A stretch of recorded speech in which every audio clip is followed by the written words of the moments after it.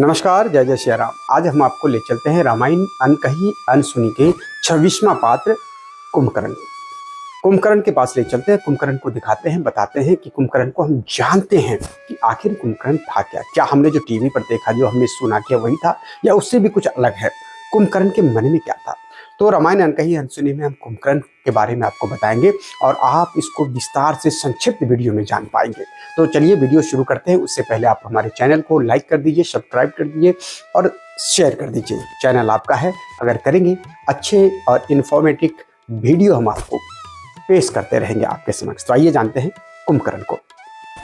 इससे पिछले एपिसोड में हमने देखा कि रावण के दुत्कारने पर रावण जब लात मारा विभीषण को, तो वो लंका पार करके श्री राम जी के पास पहुंच गए। बहुत समझाया था विभीषण ने रावण को, लेकिन रावण समझने को तैयार नहीं था। उन्हें अहंग हो गया था बहुत, और अहंग दिया किसने था? उनके दरबारियों ने। उस पार पहुंचकर राम ने लक्ष्मण से कहा, अब एक पल की भी देरी नहीं करनी चाहिए, लंका पर धावा बोल ही देना चाहिए। तुम्हारा क्या विचार है? उधर रावण ने जब सुना कि राम अपने साथ 12 लोगों की सेना लेकर सिर पर आ धमके हैं, तब उसने शुक और सारण को राम की सेना की टोह लेने के लिए भेज दिया। शुक और सारण ने जाकर जैसे ही राम की सेना को देखा, तो उनकी आंखें फटी की फटी रह गई। उन्होंने रावण से जा कहा, देखिए, हम लोग उनसे पार नहीं पा पाएंगे, आप उनसे हाथ मिलाकर सीता को लौटा दीजिए, नहीं तो बंटाधार हुआ समझिए। पर रावण को तो मद चढ़ा हुआ था। भला किसकी क्या सुनना, भला वो किसकी सुनने वाला था? वह उन दोनों को जंगलूल भेदिया का साथ लेकर अपने सबसे ऊंची अटारी छज्जे पर चढ़कर उनसे पूछने लगा। यानी कि रावण अपने महल के, अपने हवेली के, अपने लंका के सबसे ऊंचे अटारी पे चढ़ गया और वहां से वो दोनों भेदिया को साथ में ले लिया। वहां से देख रहे हैं कि भाई क्या हो रहा है वहां, और उनसे पूछने लगा, बताओ, सामने बैरी की आई खरी सेना में कौन कौन बड़े धाकर जीवट वाले जबड़े लड़ाके हैं? मुझे देख करके बताओ कि कौन है ये। शुक और सारण ने हनुमान, मैंद, द्विविद, राम, लक्ष्मण, विभीषण और सुग्रीव के सुरमापन की बड़ाई करते हुए सारी सेना की गिनती भी जोर सुनाई, जोर जोर से सुना दिया कि यहाँ से ये है जी महाराज, ये वो है, ये वो है, इनकी ये वीरता है, इनकी ये वीरता है। रावण को सुनाते जा रहे हैं और रावण की त्योरिया ऊपर चढ़ता चला जा रहा है। अब सुनते ही रावण के 10 मुख लाल उठे और वो 332 दांत पीसकर कड़क कर गरज उठा, यहाँ से अभी काला मुंह करके निकल जाओ और फिर कभी अपना मुंह मत दिखाना। हमारे खाते हो और बैरियों के गीत गाते हो। रावण ने और भी बहुत से भेदिए भेजे और सभी के मुख से एक ही बात सुनकर उनका जी बैठ चला। सब ने बस उनके राम की सेना और राम की तारीफी की। यह सुनते जा रहे थे रावण, और उसका दिल बैठा जा रहा था। तब वह माया जाल रचने वाले विद्युत जीवा को अपने साथ लेकर सीता के पास जा पहुंचा और जादू से बनाया हुआ राम का कटा हुआ सिर उन्हें लाकर दिखाकर धमकाने लगा, धमकाने लगा और सीता से कहा, देखो, यह तो रहा तुम्हारे राम का सिर, जिसके लिए तुम जान दिए डाल रही हो, कलप रही हो, तरप रही हो, छटपटा रही हो। वही नहीं, उनके साथ हनुमान, सुग्रीव, अंगद भी सब खेत आए हैं। अब तो मेरा कहा मान लो, आओ और मेरे रनिवास में चलकर 4 चांद लगाओ। यह कहकर रावण कुछ रुककर उल्टे पैरों पर लौट गया। सीता देखती रही रावण को, ये कह क्या रहा है, ये कर क्या रहा है। यह देख सुनकर सीता जी धार मार करके रोने लगी, चिल्ला चिल्ला करके रोने लगी। रावण वहां से निकल गए और सीता यह सब देख करके धार धार करके रोने लगी। रावण के सड़क जाने पर विभीषण की घरवाली सामने से धीरे से सीता के कानों में आकर फुसफुसाया, ये रोना धोना छोड़ो, राम लक्ष्मण को तो कानों भले चंगे समुद्र के तीर पर आसन जमाए बैठे हैं। यह सब तो रावण के जादू का खेल था। राम तो राम है, वो पूरे अपने सेना के साथ समंदर पर अब बैठ करके आराम फरमा रहे हैं। रावण के मंत्रियों और मालीवानों ने भी उसे बहुत समझाया, पर रावण ने सबको ऊंच नीच कह करके सबकी पगड़ी उछालकर सबके मुंह पर ताला ठोक दिया है।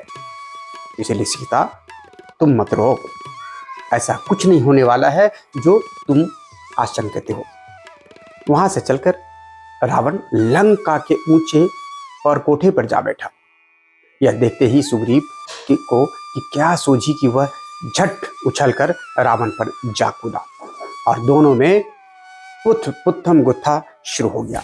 यानी कि जब सुग्रीव ने देखा राम के सेना के बीच से कि रावण उस महल पे चढ़ा है, उछल करके जाकर के रावण के पास गुत्थम गुत्था करने लगा। जब सुग्रीव ने देखा कि रावण कुछ माया का फंदा बनाने के फेरे में है, तब वे झट वहां से उछलकर राम के पास आ बैठे। यह करतब देखकर राम ने सुग्रीव को समझाया, देखो, ऐसा बेसिर पैर का उटपटांग काम कभी नहीं करना चाहिए सुग्रीव, ऐसे में कभी कभी बड़ा धोखा भी हो जाया करता है।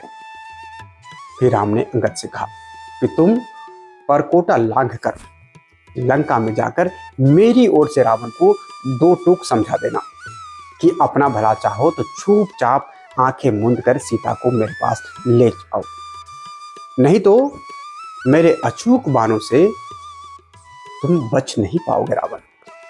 न राक्षसों से भरी तुम्हारी लंका बच पाएगी और न तुम्हारा लंका। अंगद, आप जाओ और रावण को यह प्यार से समझा करके आओ। सब बिल्कुल कसम कस कर रहा था युद्ध करने की। राम की बात की सुनने भर की देरी थी कि अंगद छलांग मार करके परकोटा को ऊपर चढ़ गया और झट से रावण के सामने जा खड़े हुए और उसे अपना नाम धाम बताकर राम का सारा संदेशा ज्यों का त्यों खोल सुनाया, जैसे राम जी ने कहा था। यह सुनते ही रावण को ऐसा भाव चढ़ा कि उसने पास पड़े हुए 4 राक्षसों से कहा, टुकुर टुकुर क्या ताक रहे हो मूर्ख, अभी इसकी बोटी बोटी काटकर कुत्तों के आगे ला फेंको। अंगद तो अंगद है, अंगद इस बंदर घुरकी से कहाँ डरने वाला था। वह उन 4 राक्षसों को लिए दिए ऐसे झटके से ऊपर उछाला कि चारों के चारों हाय हाय करते हुए धड़ाम से मुंह के बल पर चारों खाने चित धरती पर आ गिरे और अंगद हंसते कूदते लौट आए। इस बीच बानरों के सेनापति सुसेन ने बड़ी सूझबूझ और चतुराई के साथ लंका के चारों फाटक अपने हाथ में कर लिए। तभी राम ने बानर लोगों से कहा, देखो, जैसे तुम मानुष है वैसे ही राक्षस भी मानुष है। लड़ाई छिड़ने पर कहीं ऐसा न हो कि राक्षसों के धोखे में बानर लोग भी हमारे बानरों की चपेट में आ जाए, यानी कि कहीं ऐसा न हो कि हम अपने बानर की ही चपेट में आ जाए। इसलिए मैं, लक्ष्मण, विभीषण और इनके 4 साथी, ये 7 तो मानुष बने रहेंगे और तुम लोग सब जैसे बंदर बन जाओ, टोटल बंदर जैसे बन जाओ, तब धोखा नहीं होगा और लड़ाई ठीक से लड़ी जाएगी। यहाँ पर बड़ी कंफ्यूजन वाली बात है कि लोग कह रहे थे कि नहीं, मतलब हम बंदर ही लेके गए, तो फिर अगर ऐसे था तो राम ने क्यों कहा बंदर बन जाओ।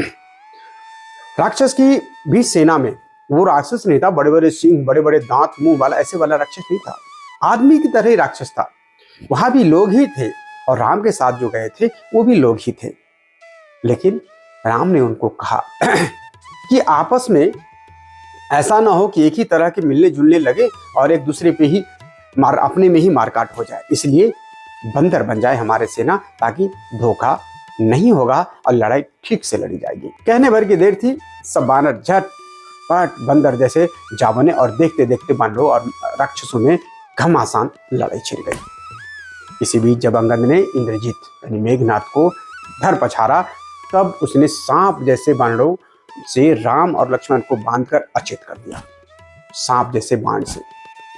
अब तो बानरों में हाहाकार मच गया और सभी रोटने पीटने लगे।